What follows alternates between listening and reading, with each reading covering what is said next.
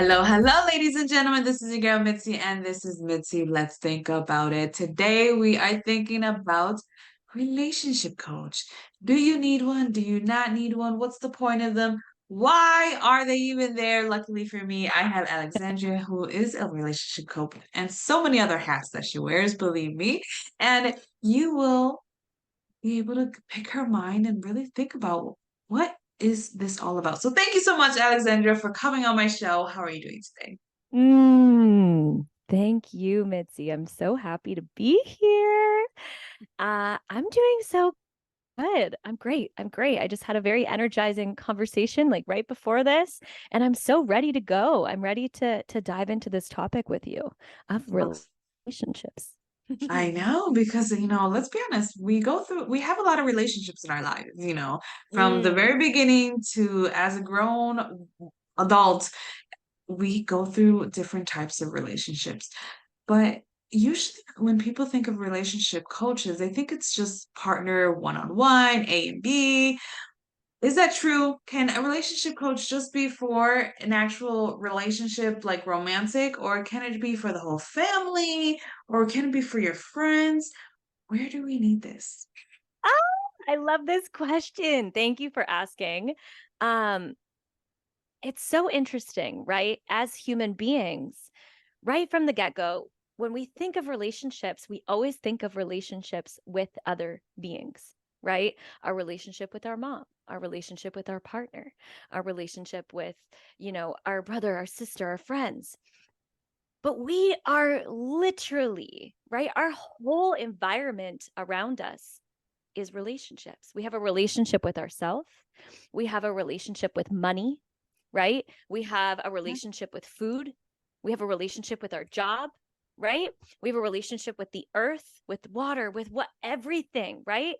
That is our interactions. So, my job really is to help you create a symbiotic relationship, a balanced relationship with these different things in your life, whether it be people, whether it be objects, whether it be energies, right? That Yeah. is my job. Because what happens is when we are younger, our foundational relationships are what creates the beliefs that we have. And these Yes. beliefs get reflected to us as adults, right? So if I, have a relationship, let's say with something like money, right? I love to talk about relationships with intimate partners and stuff like that. But since you're bringing this up, I'm like, all right, let's fucking do this. Okay? So say a relationship with money, right? As a kid, one of the foundational beliefs that was created for me is that when it comes to money, I get rejected by money, right? That's what Mm. came up for me because when I was younger and I would ask for money, it was you're entitled or you're a bitch or you're this, Yep. right? So that was Hmm. a belief that I had to clear in order to make space for a new belief to come through. Because what was being reflected in my reality was this belief that money was going to reject me. Okay. Hmm. Same thing can happen. Do you trust money? Right? Do you trust money? Does money trust you? Do you allow money to see you? Because Yeah. money wants to see Mhm. all of you. Right. And this Yeah. is this is in all of our relationships, right? When you think about it, in a relationship with a friend, in a relationship with a partner, you want to be valued, right? You Yeah. want to be valued and you want to value that person. Same thing with money, same thing with the earth, same thing with all of these different relationships, right? But what we have to do is we have to mm, shift these dynamics and shift these beliefs so that we can create that symbiosis where everybody is moving with ease, Yes. right? Everybody, Hmm. everyone, everything is moving with ease. Yes, there's things that come up, right? There's things that come up. But guess what? We get to choose to move through it with ease because we have shifted these beliefs and Yes. it It's doesn't all have to about. be struggle. Exactly. And But I see in what you're terms, saying. That makes yeah, that makes a lot of sense. yeah. And in terms of like our, you know, the relationship coaching industry. I love that you that you pointed this out because I resisted, let me fucking tell you, I resisted this relationship coaching label for so long. I was like, I don't want people to think I'm a dating coach. I don't want people to think I'm like a fucking Matthew Hussey, right? Like, I'm not Matthew Hussey. Like, shout out, good for you, Matthew Hussey, but I ain't you, boo, right? So, right, and this is what came up for me. I was like, Mhm. there are so many other relationships outside of the intimate ones that we have. I mean, Yes. really, all of our relationships are intimate, right? But the ones that, are those partnerships, there's so many outside of that. And I mean, the most important relationship, and I'm sure you've heard this before, you've had tons of people on your show, is the one with yourself, Yep. right? Because at Mhm. the end of the day, you're getting such a loaded answer right now. At the end of the day, right? Um, I don't know if you believe in mirroring, but whatever's happening internally is being reflected to you externally, right? It's being reflected back to you. And I'm a Mhm. big believer that, when we are young, we are whole. And then we move through these traumatic experiences. And what ends up happening is these parts of us break off, right? These parts of us Mhm. break off, and these are what create these beliefs. So this part could be, okay, I need to self-abandon myself in order to be loved. That's the only way I can be loved. Another part could be, I'm not worthy of love, right? Or I'm Yeah. unworthy, or I'm not enough. Another part Mhm. could be, I need to prove myself in order to be loved, or I need to have myself all together in order to be loved, or I'm Mhm. afraid of being seen. Whatever these parts are, they manifest as these different beliefs about ourselves and the relationships that we have in our lives, Yes, right? that's very true. So we're all out here operating in these wounds. And my wound's hanging out with your wound, Mhm. right? And what ends up happening is we're hanging out in these wounds, and this is where we're operating from. Holy shit, when are we operating from center, from heart, from truth, from who we actually truly are? Yeah, that's true. I mean, that's very true. I think that's the problem is when we don't acknowledge the fact that we have a relationship with literally everything, Everything. and people like to categorize and just put these big bubbles and not realize like, no, life is full of tiny little bubbles, tiny little umbrellas with all of these little attachments that comes with Mm. it. And once we see that versus a whole, then life becomes realistic. You know what I mean? Because people get Yeah. become paralyzed and freeze out of just the mere thought of doing something because, oh, I have to put myself in that situation. But in reality, no, you do that every day. You do hard things every single day, but you don't give yourself the credit to do that. And it's like and you were saying it all comes down to your relationship with yourself, and that's the real question. Do you even have a relationship with yourself? Can you be by yourself as an individual with your own time? And a lot of the times people will say, no, I don't like to know what's going on with me because when I find out, all of these emotions come rushing in. This is scary. And it's This is scary. scary. People don't know what to do. They're like, "Ah," they go back to freezing and then they go back Yeah. to retreating and they go back to the ways that they feel familiar and comfortable. And it goes back to a toxic relationship within yourself. You are the problem because you are the main denominator. Bing, bang, boom, right? You have the Exactly. power. Not even just you're the problem. Guess what, baby? You have the power. And I spoke on this recently. I was like, it's never going to be the right fucking time. Right, it's Yeah. never going to be the right time to do the healing. I'm sure you do this work too, and people are like, oh well, I'll do this when I'm less busy, or when life is less crazy, or when the kids grow up, or blah blah blah blah blah blah blah blah blah blah blah blah blah. Bullshit, right? Bullshit. Yep. It's not about what's happening around you right now. It's that you are afraid to take accountability and responsibility for your life, for your truth, for your emotions, for those fears that are holding you back. And that Mhm. takes a lot of bravery and courage. It does. So then I guess goes back to my main question. So what do you do then? You just ask people these questions like a therapist, like you're like under a therapist, like, go see a relationship coach and then she'll help you figure yourself out because obviously we're all crazy, but we all have the same answers in our hand, but yet we fail to see them. We're like walking around blind, like, no. So what do you do? Tell me. What do I do? I mean, I kind of spoke on it already. I I help know you you shift did. your It did. beliefs, You right? did kind of spoke on it, but it kind of got lost in everything In the that was being sauce. said because there no, because it was so much good information. But Yeah. I guess to narrow it down for the people that in the back that are still trying to catch up, Yes, yes, yes, yes, what is it? absolutely. Um, what I do is I help you shift your beliefs within your relationships so that you can release these toxic patterns that you're seeing in your relationships and that are keeping you in unhealthy dynamics within your relationships. Okay? So and that happens with your relationship with yourself, with others, and with money. And I say money because money is a big thing in our life, right?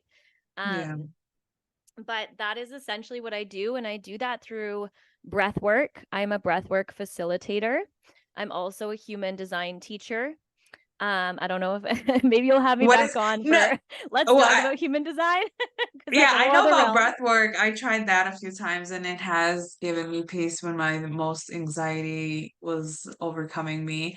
That was a great outlet for me. So yeah, I believe in breath work and how it does help calm you, and center Yeah. you. But what is that human dividing dividends? Well, what Human did you? design. Oh, human Yeah. design. Human Goodness gracious, design Mitzi, I is was so like off.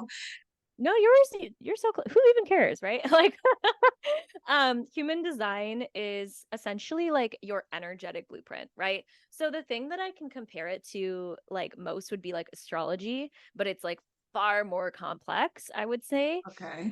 Because it's like a conglomeration or is that the word? Is that a word? A Sure, we're conglomeration? gonna label it. We'll add it, put a stamp on it. It works for us.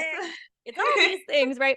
Put together, right? So these different modalities. So it has Vedic and Western astrology. It incorporates the I Ching. I don't know if anyone here knows of the I Ching, but it's an ancient Chinese divination text, and it was created by these monks, and it had 64 different archetypes that they saw within humanity at that time.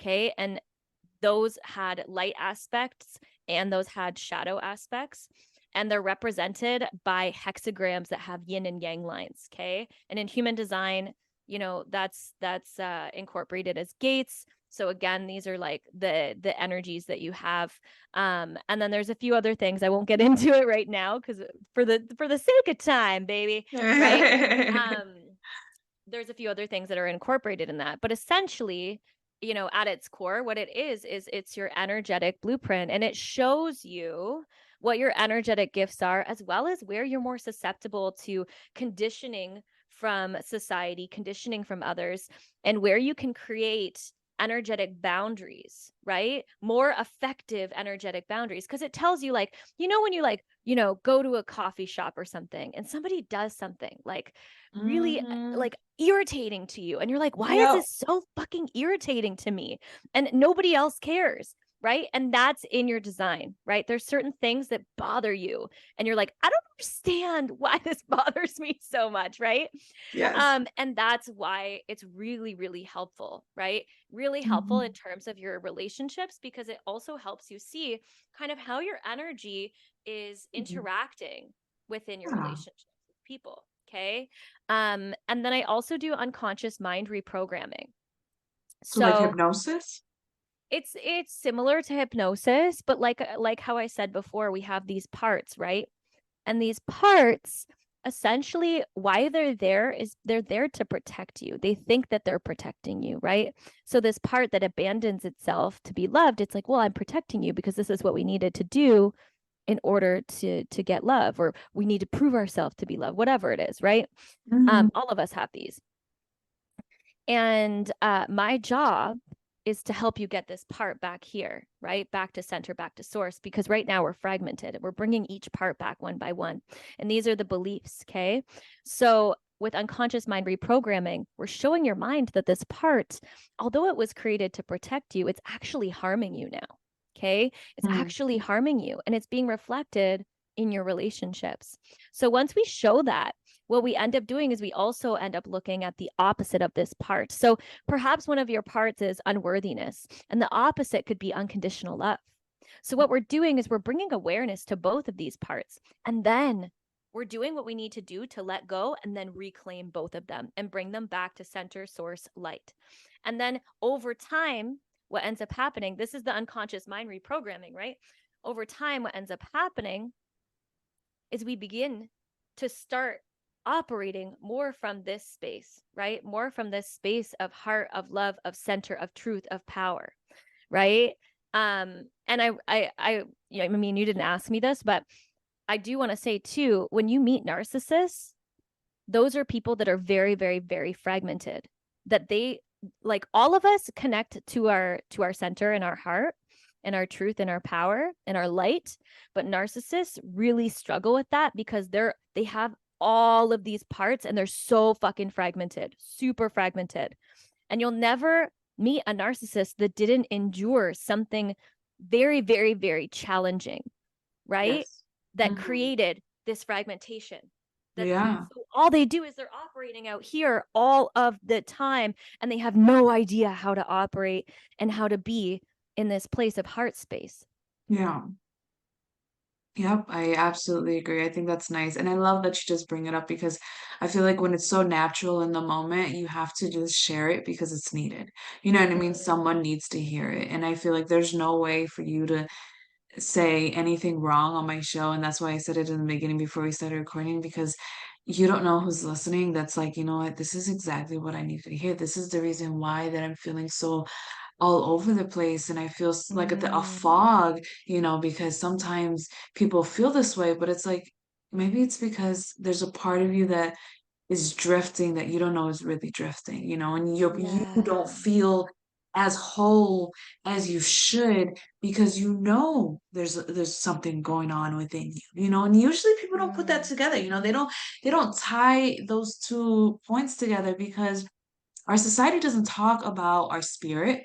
Our society doesn't talk about our mind in that way. All they tell us when you go to school is, we only know about 10% of the brain, and that's as good as it gets. If you really want to know more, go to medical school. You know what I mean? Like that's basically yeah. as much as they tell you. They don't tell you how we are so much more than what school can teach us. Yeah. We are so much more than what our families can teach us because sometimes we come from families that are broken and traumatized themselves, and the trauma just continues because it's a pattern and it's a habit and it's acceptable and it is what it is at this point. But once you are finally in that point of that self-healing, and I'm pretty sure that if you're listening, you are in that point, or if you Mm, listen to any of my other episodes, you are in that point because let's be honest, if you're not in that self-healing journey, then you're going to feel like you're fighting a battle within yourself. And I think any person who's now in the self-healing journey, you have felt that and you felt this battle between your spirit, between your flesh, between just overall who you are because you are losing yourself. You know what I mean? We are truly losing who we are. And we are yeah. projecting that on other people, and that's how it's projected on your relationship with money, your Huge. relationship with your friends, relationship with your spouse or your significant other, your children, the way you treat computers, the way you treat your phone. I mean, the way you treat anything is like how you said in the beginning is your is already your relationship with that thing, that those objects and those beings and those animals. So it's like you have to really take a second and realize like why are you doing this? And if you feel a pleasure by Yeah. hurting something or causing pain, then that's a red flag. I'm just throwing it out there. It has to be a red Red flag for it. You know what flag. I mean? You Yeah.